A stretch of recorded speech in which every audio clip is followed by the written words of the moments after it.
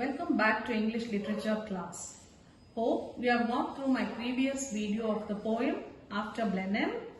It is an anti-war poem that sharply criticizes the destruction and death caused by war. I will be continuing with the remaining part of the poem now. Hope you have a copy of the textbook. I think all of you know the poet is Robert Southey. The poet uses the simple narrative of a grandfather explaining to his two grandchildren, that is Peterkin and Wilhelmine, his own suffering and the suffering of many others like him who were victims of the battle.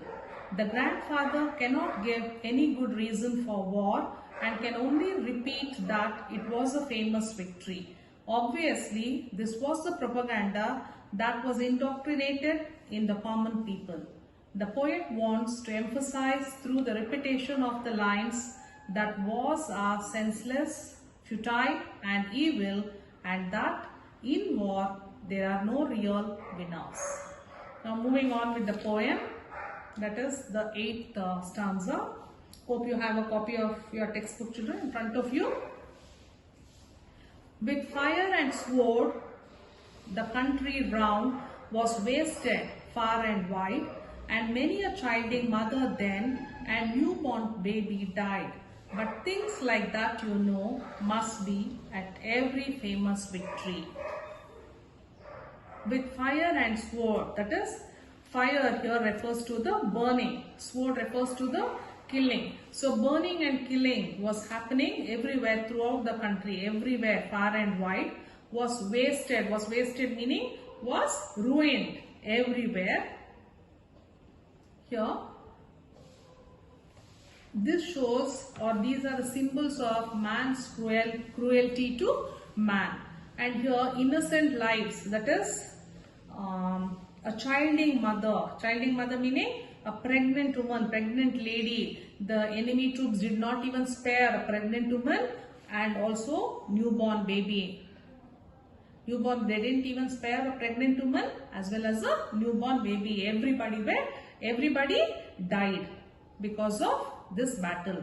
But things like that here refers to these things are inevitable and are bound to happen. These barbaric acts are said to be part and parcel of a great victory because these brutal acts are inevitable. You have to pay a price to gain victory according to Old Casper. Old Casper here accepts the loss of innocent lives as a price of the glorious victory. Now moving on to the next stanza. They say it was a shocking sight after the field was won, for many thousand bodies here lay rotting in the sun. But things like that, you know, must be after a famous victory. Now, they say, they here refers to the people. People started saying after the field was won, after they were victorious, after they gained victory. It was a shocking sight. What was shocking? That is, 1,000 dead bodies there lay rotting in the sun. Any great war will definitely result in countless death. So here birth and death both are to be celebrated. That is, both birth and death are part and parcel of our lives. We need to have a decent way of burial. That is a civilized way of cremation or a burial. The last rites should be performed irrespective of rich or poor. Both has to be laid in the graveyard. Here the soldier who was dead in this battle had to have a decent burial. But here what is lost? Humanity is lost. No one was there to perform their last rites. That is why people found that shocking, because 1,000 bodies were laid there rotting in the sun without anyone performing their last rites. Isn't it inhuman, children? Moving on to the next stanza. Great praise the Duke of Marlborough won, and a good Prince Eugene.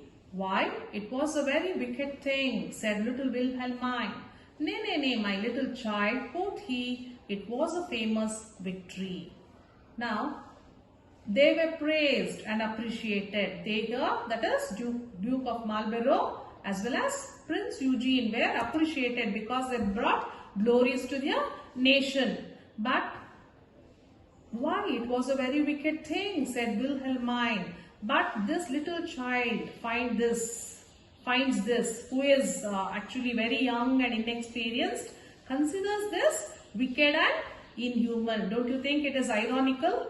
But for this old man, he considers this a famous victory because his mind was conditioned to believe that it was a great victory. Nay, nay, nay refers to no, no, no, no, my little child, it is not wicked, it was a famous victory. His mind is so very conditioned that he considers this a great victory. Moving on to the last stanza. And everybody praised the Duke, who this great fight did win, but what good cause of it at last, but what good came of it at last, quoth little Peterkin. Why, that I cannot tell, said he, but it was a famous victory. Now old Caspar tries to justify the victory of the battle with great delight. Everybody praised the Duke who did this great fight did win, that is, who brought glory to the nation, were praised, appreciated. He says this with lot of delight. Whereas Peterkin says, what is good of it? What is that they achieved out of this war? But what good came of it at last? Quoth. Quoth refers to said little Peterkin. But Peterkin is asking, what is that good came out of this battle? Tell me one good cause of this battle. We consider the children being more mature, but old Caspar did not have any answer. He just blindly says it was a famous victory. It was a famous victory. Don't you think it is ironical? Because victory cannot bring back all the lives which were lost during the war.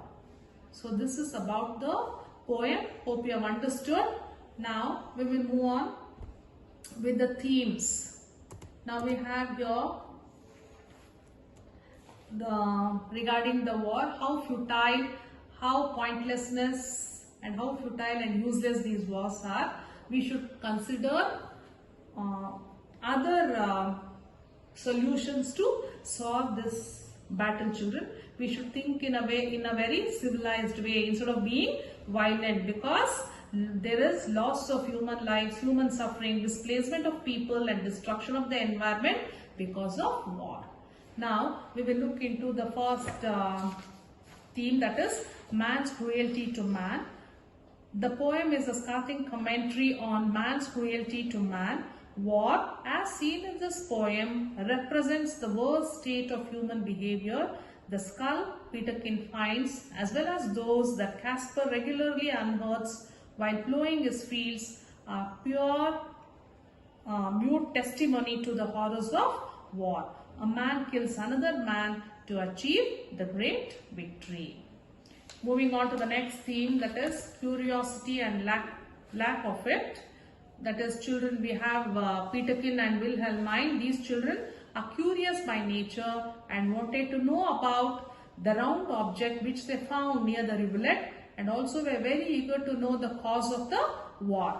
But old Caspar is not at all eager to know about the cause of war. We got to know this when we learnt about the poem. Moving on to the next theme, that is complacency.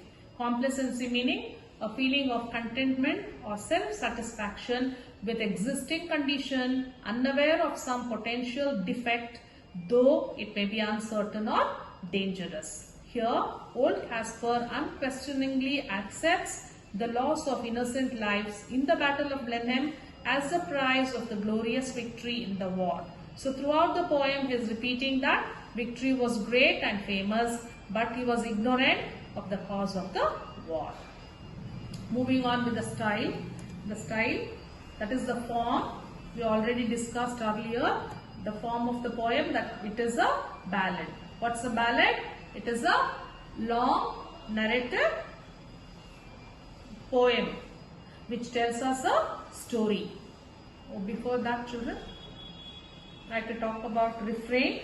Here refrain is a phrase, verse or group of verses repeated at intervals throughout the poem, especially at the end of each stanza. In the poem After Blenheim, the poet has repeated the phrase, the great victory and the famous victory. It is used here, it is used for emphasis to highlight the ignorance of common people.